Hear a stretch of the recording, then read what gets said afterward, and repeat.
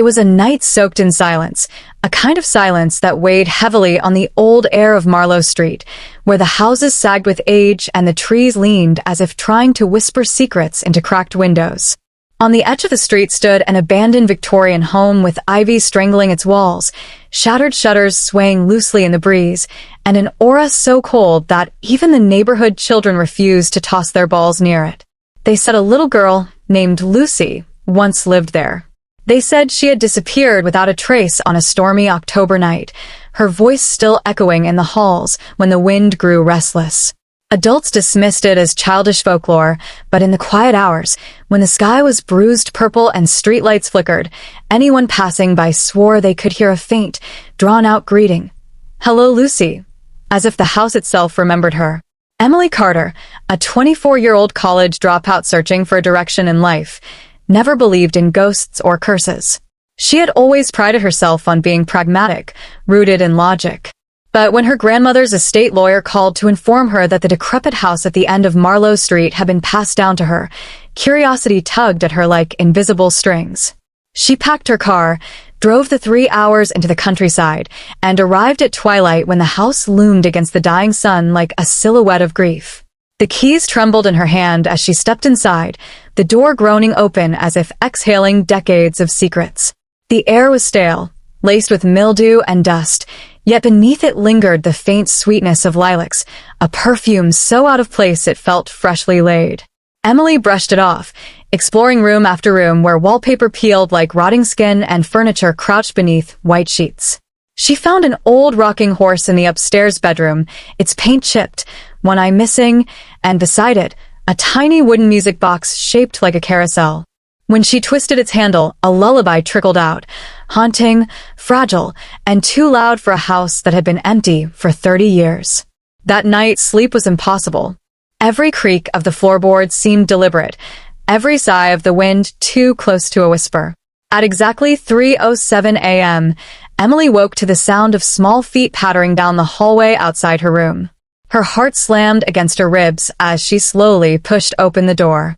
The corridor was empty, stretching into shadow, but a faint giggle echoed, high-pitched and unmistakably childlike.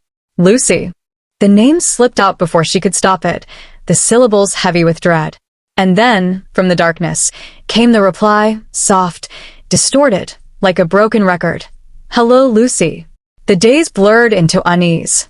Emily tried rationalizing everything, the footsteps, the whispers, the fleeting shadow of a girl at the corner of her vision, as tricks of her anxious mind, symptoms of isolation. Yet the house grew hungrier, feeding on her doubts. She found drawings scrawled in crayon on the walls overnight, stick figures of a smiling little girl holding hands with a taller woman whose face was nothing but a hollow oval. She found the word "stay" etched into the dust on the mirror, the letters traced by small fingers. And she began to dream of Lucy. The child would appear in endless corridors lined with doors that led nowhere, clutching her porcelain doll, her eyes two pools of black ink. She never spoke in the dreams, only lifted her head slowly and mouthed the words, "Hello, Lucy." Emily would wake drenched in sweat, her throat raw from screaming. One morning, Emily ventured into the basement, a place she had avoided since moving in.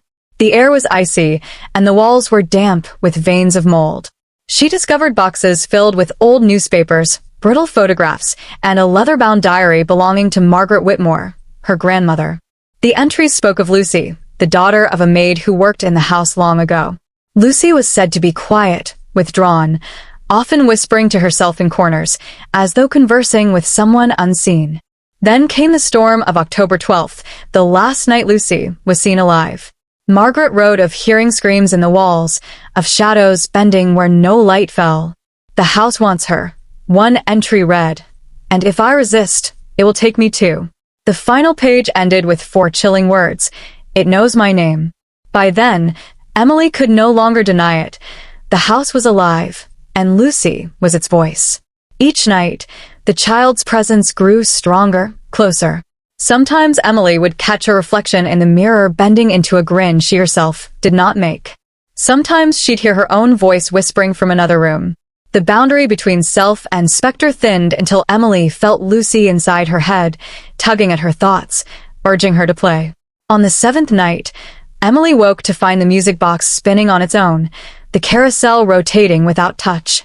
At the foot of her bed stood Lucy, pale skin glowing faintly in the dark, her doll dangling limply from one hand. "Play with me," the girl whispered, though her lips barely moved. Emily froze, her breath shallow, her body heavy as stone. "You're not real," she rasped, but Lucy tilted her head, a smile spreading too wide across her small face. "If I'm not real, then why do you dream of me?" The next day, Emily drove into town, desperate for answers. At the dusty library, she uncovered archives detailing Lucy's disappearance. The townsfolk had searched for weeks, but her body was never found. Rumors spread that the house consumed her, that it demanded sacrifice every generation. Old photographs showed Lucy standing stiffly beside Margaret, who smiled with hollow eyes. Emily realized the oval-faced figure in the crayon drawings was not Lucy's mother, but Margaret herself. The connection chilled her blood. That night, determined to end it, Emily returned to the basement with a flashlight and matches. She intended to burn the house down, sever the curse once and for all. But as she struck the match, the walls shuddered, the foundation groaned, and the flame extinguished. The door slammed shut, locking her in. In the suffocating dark, she heard Lucy's giggle multiply, dozens of children's voices overlapping, filling the air like swarming insects. "You can't leave," they chanted. The flashlight flickered, and in its weak beam, Emily saw them, hundreds of tiny handprints glowing faintly across the walls, pressing outward as if clawing to escape. And in the center of the basement floor stood Lucy, her doll's head now cracked open, leaking black ooze that pulsed like a heartbeat. "Say it," Lucy demanded, her voice no longer childlike but guttural, ancient. Emily shook her head, tears streaming. "Say it," the voices roared, shaking the house. And then, involuntarily, as though pulled by unseen strings, Emily whispered, "Hello, Lucy." The moment the words left her lips, the house exhaled. The walls stopped trembling, the voices hushed, and Lucy smiled, a smile that was both relief and triumph. Emily felt her chest tighten, her vision blur, as if her very soul was being pulled from her body. She collapsed, gasping, watching in horror as her reflection in the broken mirror across the room no longer matched her. In the glass stood Lucy, her dark eyes glimmering with victory, wearing Emily's face. The last thing Emily saw before the world went black was the little girl stepping into her skin, slipping into her life, as the house whispered in unison, "Welcome home." When neighbors saw Emily the next morning, she seemed different. Her voice had a strange sing-song lilt, her eyes too wide, her smile too innocent. She walked down Marlowe Street, humming the carousel lullaby, carrying a cracked porcelain doll no one had ever seen before. And when Mrs. Dawson, the elderly woman across the street, greeted her with a wave, Emily tilted her head and replied in a child's voice, "Hello, Lucy." From that day onward, the house was no longer empty.